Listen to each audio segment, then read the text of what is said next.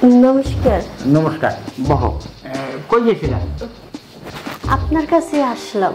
ও, আমার কাছে আইছো কি জন্য?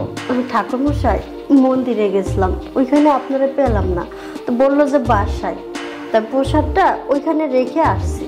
ও, মন্দিরে প্রসাদ দিয়ে আইছো? হ্যাঁ। তুমি কি জন্য মন্দিরে গিয়েছিলে? ঠাকুর মশাই, জানেন তো আমার বিয়ে হয়েছে 10 বছর। হ্যাঁ। আজ পর্যন্ত একটা ছেলে মেয়ের মুখ দেখতে পারলাম না, তাই একটু আপনার সেবা নিতে আসলাম। কারণ আপনার সেবা নিলে ভগবান চাইলে আমি আবার সন্তানের মা হতে পারবো। হ্যাঁ, ঠিক কথা কইছো। তুমি আমার সেবা পেয়ে ভগবানের সন্তুষ্ট হবে, হ্যাঁ, তোমার ছেলে মেয়ে হবে। আচ্ছা, প্রসাদটা কোন জায়গায় দিছো? ঠাকুরের পায়ের কাছে রেখে। ঠিক, তুমি উচিত কাম করেছো, ভালো জায়গায় দিয়ে আইছো। এখন তোমার আমি যে কয়েকটা কথা বলবো, এই কথা যদি তুমি রাজি থাকো তাহলে তোমার বাচ্চা নিশ্চয়ই হবে। ঠাকুর মশাই, আর সন্তানের জন্য আপনি যেইটা করতে বলবেন আমি সেটাই করব। আচ্ছা, এই তোমার এই বাড়ি কি গন্ডগোল? মানে এই সন্তানের জন্য কি তোমার জামাই বা শাশুড়ি এরা মানে খুব চিল্লাফাল্লা করে? শাশুড়ি তো সারাক্ষণ উঠতে বসতে খোঁটা দিতেই আছে, আমি নাকি বাঞ্জা, আমার কখনো ছেলে মেয়ে হবে না। আর আমার স্বামী ও তো আরেকটা বিয়ে করতে চাচ্ছে। ওরে কপাল, এই বিয়ে করলে তো তোমার কপাল পুড়ে যাবে। কিন্তু আমি তোমার বাচ্চা দিতে পারবো, কিন্তু তোমার শাশুড়ি তোমার সাথে রাগারাগি আছে, তাই না? আর তোমার জামাইও মানে এই সন্তান হয় না বলে বিয়ে করতে চাইছে। হ্যাঁ, কেসটা ধরতে পারিছি। ঠাকুর মশাই, আমার বাচ্চা হবে তো? আরে বাচ্চা হবে মানে হয়েই গেছে মনে করো। আমার একটু ভাবতে দাও, আমি একটু ভাবে চিন্তে দেখে নিই কোনভাবে কী করা যায়। আচ্ছা শোনো, এই তোমার যদি বাচ্চা নিতে হয় তাহলে কিন্তু আমার কাছে অ্যাড্রেস থাকা লাগবে তোমার। আপনার সাথে? হ্যাঁ। এটা কিভাবে সম্ভব? মানে আমার কাছে শুয়ে থাকবা, কোনো কিছু করবো না, খালি শুয়ে থাকবা, সকালে উঠে চলে যাবা। আপনার এখানে তো রাতে থাকতে পারবো না, পরে তো বাসায়। ও তাও তো কথাটা ঠিক কইছো, তুমি আমার কাছে রাত্রি থাকতে পারবা না। থাকলে তো বাসাতে আবার চিন্তা করবে যে কই গেল, কোন দিক গেল, আবার আর এক বিপদে পড়ে যাবে। কিন্তু বাসা আমার এখন থা লাগবে না, মানে অল্প কিছু সময়ের জন্য, মানে ঘন্টা আমি থাকতে পারবো না। আমার বাচ্চা হবে তো?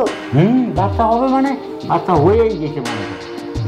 1 ঘন্টা খাওয়া লাগবে, 1 ঘন্টা থাকলে তোমার বাচ্চা হয়ে যাবে। ঠাকুর মশাই, বাচ্চার জন্য আপনি যা করতে বলবেন আমি তাই করব। আচ্ছা ঠিক আছে, তাহলে তোমার জামাই কেউ সাথে আছে নাকি? না না, কেউ আমার সাথে আসে নাই, আমি একাই আসি। একা এসে তো সুন্দর হয়েছে। তাহলে সেই সময় আনতে দিয়ে দাও, সব বাচ্চা ঠিকই আসা যাবে। এই 3 মাস 13 দিন পরে দেখবা তোমার বাচ্চা হয়ে 3 মাস 13 দিন লাগবে না। তুমি আজকে 1 ঘন্টা আমার সাথে থাকবা, বাড়ি গেলে থাকবা। ভগবান যেন এটাই করে, আমার সংসারটা যেন বেঁচে যায়। হ্যাঁ, বেঁচে। আর কাউকে কিন্তু এই কথা কবা না। না না, মানুষকে কেন বলবো, আমি বলবো ঠাকুরের কৃপায় আমার বাচ্চা হয়েছে। এই তো ঠিক কথা বলছো, তোমার মাথায় বুদ্ধি আছে, তুমি বুদ্ধিমতী। তুমি বুদ্ধিমতী না হলে এই আমার কাছে আসবা কেন? এখন শোনো, তাহলে আর সময় না করে মানে আমরা ই করি, মানে এই কাজটা সারিয়ে ফেলাই। আচ্ছা ঠিক আছে। একটু বসো, কাজটা তো সারবো। আগে একটু আদর যত্ন করতে হয়, আগে একটু মানে তোমার শরীরে একটু আদ দেবো আমি, তোমার একটু হবে, মানে ওই গার মধ্যে ঝিলিক মারবে। তারপরে দুইজনে একটু আমন ফুর্তি করে যাবো সকালবেলা একবার দেখবা কি হয়।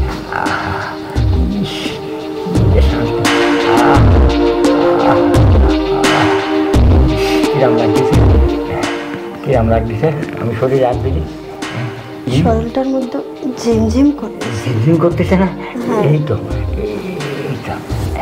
ঝিমঝিম তো করবে। তুমি এই ভাষা সব, আমি এই ভাষা করি। তুমি শুয়ে পড়ো, শুয়ে পড়ো।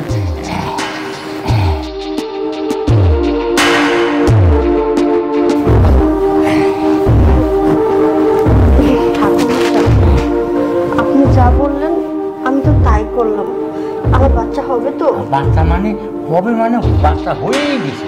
মানে আজকে বাড়ি গেলি তুমি কালকেই দেখা তুমি বমি করা শুরু করে দিছো। তোমার সবাই আদর যত্ন করবে, তোমার তোমার শাশুড়ি মানে তোমার মানে কোনো কাজই করতে দেবে না।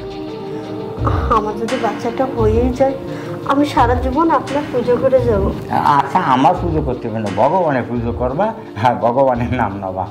আমি তো ও ছিলাম মাত্র, কোনো সমস্যা নেই। আমি মানে তোমার বাচ্চা দিয়ে দিলাম, আর কোনো সমস্যা নেই। তোমার জামাই মনে হয় বাঞ্জা। আচ্ছা ঠাকুর, আমি তাহলে এখন আসি। আচ্ছা তুমি যাও। কি যে শান্তি পালা, এত শান্তি, শান্তি ওয়াং শান্তি। হা